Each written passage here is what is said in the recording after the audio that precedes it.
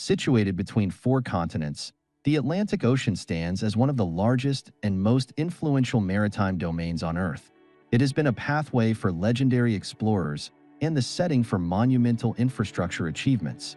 But beyond its physical dimensions, the Atlantic embodies the deep connections between America and Europe, symbolized through institutions like NATO. Throughout history, the Atlantic has been a stage for exploration, commerce, colonization, and cultural exchange, shaping the modern world much like the Mediterranean did in ancient times. Today, however, a shift is occurring. The Pacific is rising, bringing with it a redistribution of global power and an opportunity to redraw the world map. This shift impacts societies across the globe. Beneath the oceans, submarine cables carry the internet, linking nations in an interconnected web of communication. The Treaty of Tordesillas, 1494, essentially divided the newly discovered lands outside Europe between the Spanish and Portuguese empires. The treaty drew an imaginary line down the Atlantic Ocean, giving Spain control over lands to the west of the line, and Portugal those to the east. This agreement profoundly shaped the future of colonization and trade across both the Atlantic and beyond. Portugal gained dominance over Brazil and Africa, while Spain established vast colonies throughout Central and South America. The race for Atlantic supremacy ushered in an era of aggressive exploration and colonization that would change the political and economic landscape for centuries. Both nations would harness the resources of the Atlantic, paving the way for the transatlantic slave trade, which tragically resulted in the forced migration of millions of African people to the Americas. The transatlantic slave trade represents one of the darkest chapters in the history of the Atlantic. For over 400 years, enslaved Africans were transported to the New World in brutal conditions, fueling European colonization and the economic growth of the Americas. Many of these slave ships navigated the Middle Passage, a notorious leg of the trade triangle between Europe, Africa, and the Americas, and countless lives were lost to the horrific conditions aboard these vessels. Despite this dark period, the Atlantic continued to be a catalyst for global interactions, fostering cultural exchanges between Africa, Europe, and the Americas. This blending of cultures profoundly influenced art, music, cuisine, and language, giving birth to new identities and societies in the Atlantic world. By the 18th century, as the Industrial Revolution began to unfold, the Atlantic's importance as a commercial route only grew. The ocean became a highway for the movement of goods, ideas, and people. Great ports such as Liverpool, Boston, and Rio de Janeiro flourished due to the Atlantic trade routes. The ocean also played a key role in the spread of revolutions, from the American Revolution in 1776 to the Haitian Revolution in 1804. In the 20th century, the Atlantic Ocean played a critical role in two world wars, where naval dominance was fiercely contested. Submarine warfare, particularly in the North Atlantic, was a significant aspect of these conflicts. After World War II, the Atlantic once again became a symbol of unity through the establishment of the North Atlantic Treaty Organization, NATO, which sought to secure peace between North America and Europe. Today, the Atlantic remains a vital geopolitical and economic waterway. Its rich marine life, natural resources, and underwater infrastructure, including communication cables that carry vast amounts of data between continents, continue to make the Atlantic an essential component of global connectivity. However, the Atlantic faces modern challenges. Climate change threatens the stability of ocean currents, such as the Gulf Stream, which play a vital role in regulating weather patterns across both sides of the ocean. Rising sea levels and increasing ocean temperatures also pose risks to coastal communities and marine ecosystems. In the coming decades, as the world continues to shift its gaze towards the Pacific due to the rise of Asian economies, the Atlantic's role may evolve. Yet, its historical significance and enduring presence as a bridge between continents and cultures ensures that it will remain an integral part of the global landscape. The entire Atlantic Ocean was initially divided between Spain and Portugal in a seemingly straightforward plan. The Treaty of Tordesillas drew a vertical line through the ocean, granting Spain control of lands to the west and Portugal everything to the east. However, these divisions were impossible to enforce without significant military power, and other European powers, such as France, Britain, and the Netherlands, disregarded the agreement. They launched their own expeditions across the Atlantic, sparking what is known as the Age of Discovery. During this era, European nations scrambled to explore and colonize the Americas.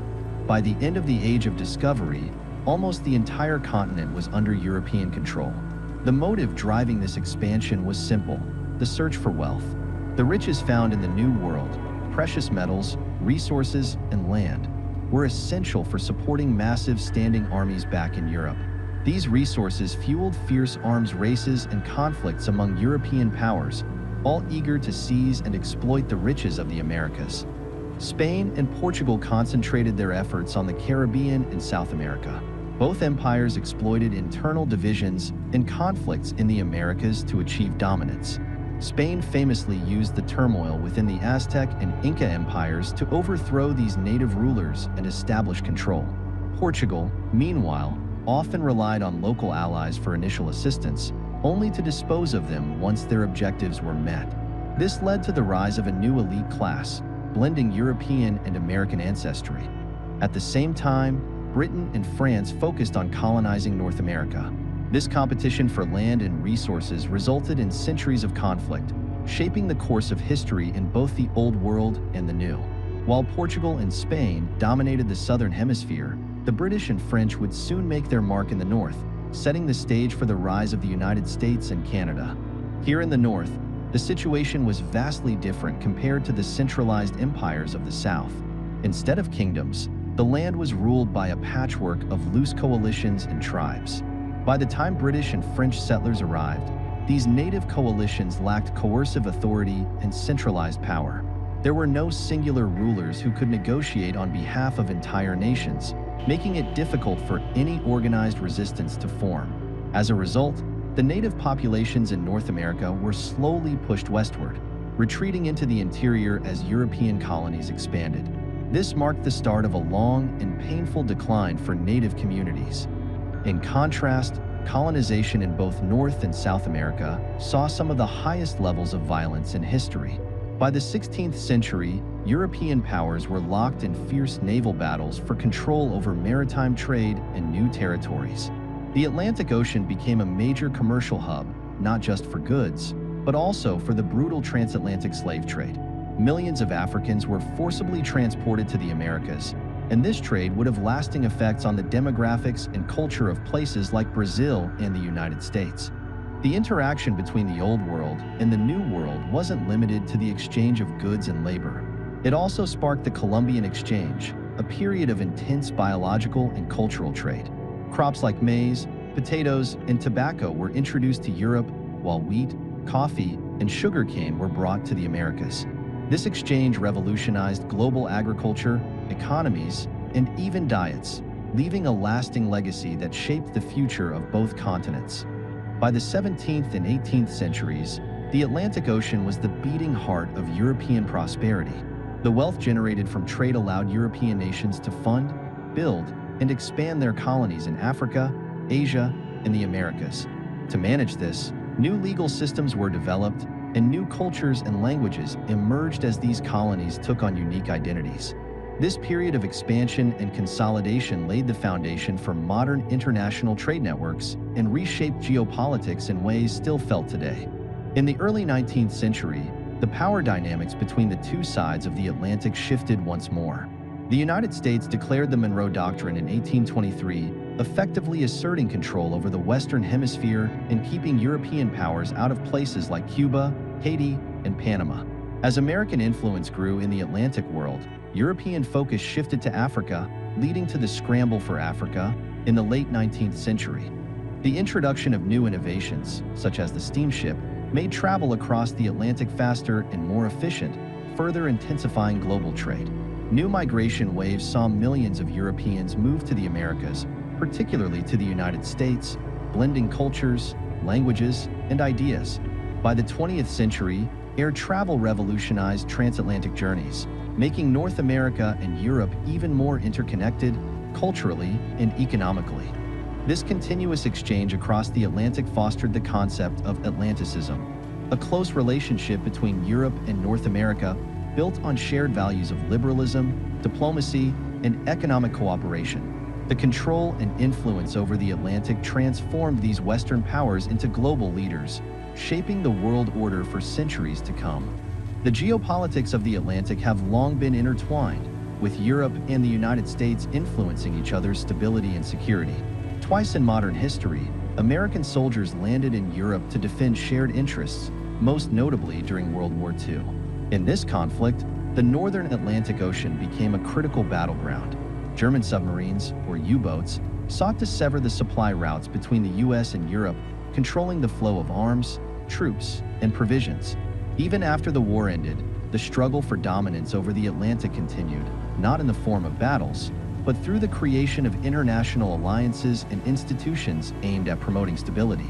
The creation of entities like the United Nations, the International Monetary Fund, IMF, the World Trade Organization, WTO, and the World Health Organization, WHO, emerged from the Atlantic partnerships.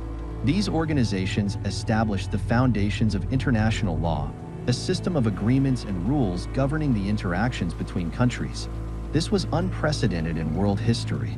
In the aftermath of World War II, the liberal Western Bloc faced a new adversary in the form of the Soviet Union. As a response, nations around the Atlantic formed NATO, North Atlantic Treaty Organization, in 1949, a military alliance with a collective defense framework designed to counter Soviet influence. Throughout the Cold War, NATO played a pivotal role, establishing bases and monitoring Soviet activity across the North Atlantic, Mediterranean, and Baltic Sea. By the end of the Cold War, the Soviet Union collapsed, and NATO's significance appeared to diminish as European defense budgets shrank. However, NATO found renewed purpose in 2014 when Russia annexed Crimea, bringing the alliance back to prominence. Today, NATO has 32 member states, with Finland and Sweden joining as recently as 2023 and 2024. These developments underscore NATO's continued relevance as a collective security force in the face of new threats. Simultaneously, while the Atlantic remains vital, particularly with its network of submarine data cables connecting North America to Europe, the Pacific Ocean is increasingly becoming the focal point of global trade and politics. The rise of economic giants such as China, India, Japan, and South Korea has shifted the balance of power toward the Pacific. The US has responded with its Pivot to Asia strategy, aiming to maintain influence in the region, particularly in the contested South China Sea. As the Pacific continues to rise in prominence, the Atlantic is gradually losing its position as the epicenter of global affairs. With the Pacific becoming the new stage for geopolitical competition, the world is entering a new era. The Atlantic, once the linchpin of Western dominance, is now being eclipsed by a future centered on the Pacific. This transition signifies the end of one era and the beginning of another, where the power dynamics are shifting and new global players are emerging.